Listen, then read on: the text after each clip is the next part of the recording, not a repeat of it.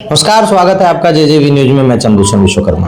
प्रभाग 15 का माहौल इतना गर्म हो गया है कि चुनाव में अब बड़े बड़े उम्मीदवारों के प्रचार के लिए कहीं स्टार आ रहा है तो कहीं बड़े लोग। राष्ट्रवादी कांग्रेस पार्टी के कार्यालय में है और राष्ट्रवादी कांग्रेस पार्टी के जो महाराष्ट्र के उपाध्यक्ष हैं हमारे साथ हैं, उनसे बात करेंगे कि आखिर वो लोग अपने उम्मीदवार के लिए क्या कर रहे हैं और जनता के बीच क्या मुद्दा लेके जा रहे हैं, क्या विकास की बातें कर रहे हैं और जनता को किस तरीके से आश्वासन देंगे कि वो और उनके कैंडिडेट जीत के आने के बाद जनता का किस तरीके से भला करेंगे। सर, सबसे पहले तो एक सवाल है। एक तरफ प्रभाग 15 में राजनीति बड़ी गरमाई हुई है, बड़े बड़े लोग उतरे हुए हैं, दूसरी तरफ आपका एक प्रत्याशी युवा है। किस तरीके से आप लोगों को संबोधित करेंगे और किस तरीके से अपील करेंगे कि लोग आपके उम्मीदवार को किस तरीके से आशीर्वाद दें? नमस्ते। यहाँ पे जो ध्यान देने के लिए सम्माननीय आनंद जी परांजपे साहब और नजीब जी मुल्ला साहब जो ठाणे जिला अध्यक्ष है और आनंद जी परांजपे मुख्य प्रवक्ता है, तो उनके ऊपर यहाँ की बागडोर संभालने की दी है। यहाँ पे हमारे जो पार्टी ने दो अच्छे और युवा उम्मीदवार दिए, जो आदेश सिंह के रूप में यहाँ पे प्रभाग 15 में जो लड़ाई लड़ रहे हैं और दूसरे है अभिजीत गोदपगार। तो ये दोनों उम्मीदवार अपनी जंग वो धन शक्ति के विरुद्ध में लड़ रहे हैं और जनशक्ति को लेके लड़ रहे हैं। और यहाँ के चुनाव प्रचार के मुद्दे अगर कहा जाए तो यहाँ पे जैसा डंपिंग ग्राउंड का जो मुद्दा है वो बहुत गरमाया हुआ था बीच में। उसके ऊपर से यहाँ पे प्रभाग 15 में कुछ अनाप शनाप बातें भी हो गई।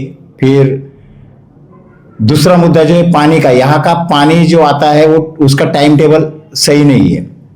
जो एमआईडीसी की लाइन जो गई है प्रभाग 15 से होके, लेकिन वहां पे दो बार एमआईडीसी का भी पानी आ रहा है और टीएमसी का भी पानी आ रहा है। लेकिन ये प्रभाग 15 में कई भाग ऐसा है, जैसे इंदिरानगर टेकड़ी हो गया, अंबेवाड़ी हो गया, भवानीनगर का तो दो बार पानी जा रहा है, दूसरा सावरकर नगर हो गया, रूपादेवी पाड़ा हो गया। तो यहाँ पे पानी का कोई टाइम टेबल नहीं है। जो महिलाओं का हाल बहुत बुरा है, वो काम पे जाए तो कैसे जाए, पानी का हालत इतना प्रश्न, पानी का जो सवाल है वो सबकी नींद उड़ा रहा है।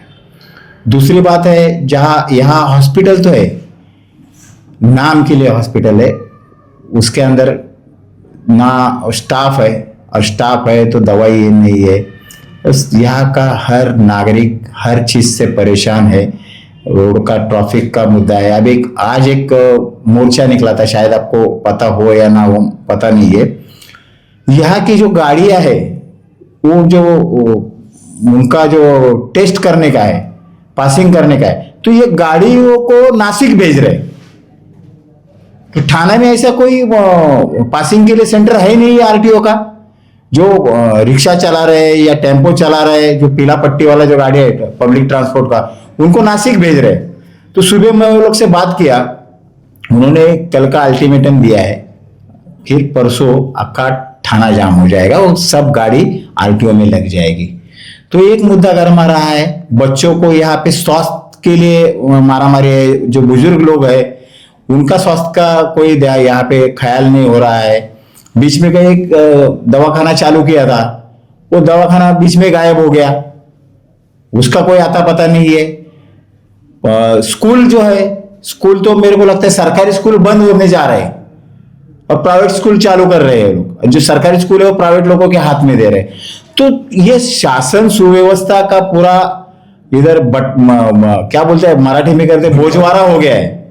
कोई उसका वाली नहीं है। यहाँ पे जो इलेक्शन लड़ने के, जो आज करोड़ रुपया इलेक्शन में डालने वाले प्रत्याशी है वार्ड क्रमांक 15 में, तो वो जो पैसा जो आ रहा है वो कहां से आ रहा है? एक एक वोट का भाव अगर 2-2 हजार, 3-3 हजार, 5-5 हजार लग रहा है, तो ये पैसा आ रहा है कहां से? और फिर जो पब्लिक के पास पैसा बंटवारा हो रहा है, तो इलेक्शन कमीशन आंख नीचे क्यों घूम रहा है?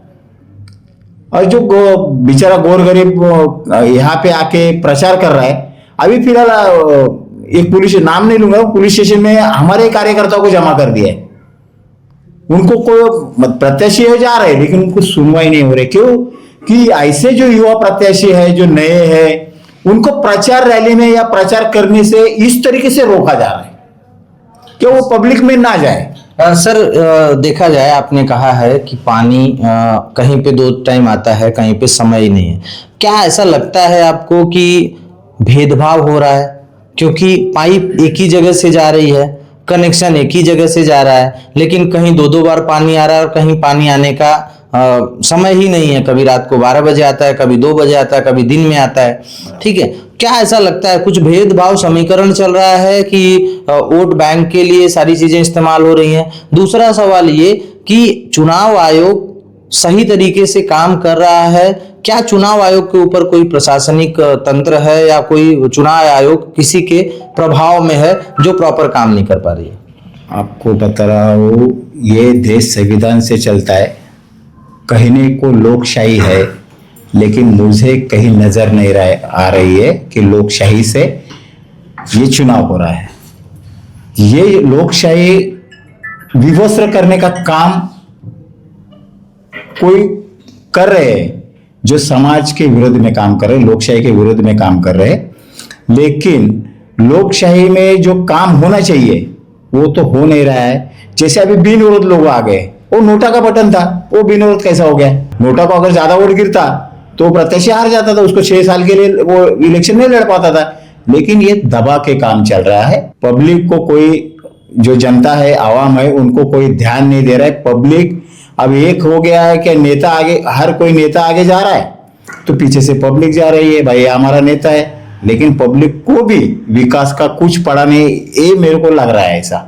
क्यों? क्या अपील करेंगे आप लोगों से? किस तरीके से पब्लिक को जागरूक करेगी आपकी पार्टी, और आप लोग किस तरीके से लोगों में जन जागृति फैलाएंगे? क्योंकि अगर ऐसा है तो कहीं ना कहीं लोकतंत्र खतरे में है। पद, प्रतिष्ठा और पैसे के आगे ये सब झुक गए, बिक गए। और पब्लिक को भी ऐसा लगा, अगर हमने किसी को पूछा क्या भाई हमारे प्रत्याशी खड़े उनको वोट दो, तो पब्लिक को ऐसी आदत डाल दी है कि मेरा क्या है, मेरे को क्या मिलेगा। ये आदत लगाने वाले लोग ही ये लोकशाही के विरुद्ध के लोग हैं। लोकशाही से कुछ नहीं हो रहा है। मैं आवाम को, ये प्रभाग 15 में जो आवाम है उनको एक ही विनती करूंगा कि हमारे बाबा साहब जो बोल रहे थे कि आप लड़े नहीं, लड़ो मत लेकिन बिको भी मत। वो मराठी में ऐसा कहना है उनका, बाबा साहब का, आपण लढले नाही तरी चालेल पण विकले जाऊ नका। आणि नेमकं त्याच्या विरोधात हे सगळं आता होत चाललेलं आहे। ही राष्ट्रवादीची काँग्रेस पार्टी आहे अजितदादांची, ती शिव फुले शाहू आंबेडकर अशा 18 बलुतेदार 13 आलुतेदारांना घेऊन, सर्व समाज पंथ धर्म यांना एकत्र घेऊन ही पार्टी महाराष्ट्रामध्ये आगेकूच करत आहे आणि हे विचार लोकांपर्यंत घेऊन जातोय। शेवटी मीच सांगेल की जर हे आवाम ह्या महामानवांच्या विचाराला जागली तरच हा देशातलं संविधान वाचेल, अन्यथा हे संविधानाला धोका निर्माण होण्यास काही वेळही लागणार नाही। आणि नंतर तुमच्या पुढच्या पिढीला तुम्ही उत्तर देण्यासाठी तयार नसणार। तुमची पुढची पिढी तुम्हाला विचारेल की तुम्ही आमच्यासाठी काय केलं, आणि आमच्या समोर आमचं भविष्य तुम्ही उज्ज्वल करण्याच्या ऐवजी आमचं भविष्य तुम्ही अंधारात का ढकललं। तर याच्यासाठी मी नागरिकांना विनंती करेन की तुम्ही शिव फुले शाहू आंबेडकर यांच्या विचारावर चाला, आजही वेळ गेलेली नाही। धन्यवाद सर बात करने के लिए। तो ये सच है, बाबा साहब अम्बेडकर ने जब संविधान लिखा था तो हमेशा से कहा था कि अगर हमें समाज बदलना है तो सबसे पहले हमें पढ़ना होगा, हमें जानना होगा, हमें जागना होगा। तो वहीं इतनी सारे जो हमारे महापुरुष हैं, कहीं ना कहीं हमारी माताएं उनको वीर गाथाएं सुनाती थी और उनके जैसा बनाने की कोशिश करती थी। लेकिन इसमें आज का दौर थोड़ा बदल गया है। आज की माताएं ना अपने बच्चों को वीर गाथाएं सुना रही हैं, ना उनके जैसा उनको बना रही हैं। मेरी अपील है कि संविधान बचाइए, देश बचाइए, और उससे सबसे बड़ा जरूरी ये है कि अपने बच्चों को वीर गाथाएं सुनाइए, ताकि हमारी आने वाली नस्ल वीर हो और वो हमारे हक के लिए, अपने हक के लिए लड़ाई लड़ सके। लगातार अपडेट दिखाने की कोशिश करेंगे। वीडियो सहयोगी कमलेश के साथ चंदू सोनी विश्वकर्मा, JJV न्यूज ठाणे। ये है NP न्यूज नेटवर्क और आप देख रहे हैं जेजेवी न्यूज, सिर्फ खबर नहीं, सच्चाई का आईना।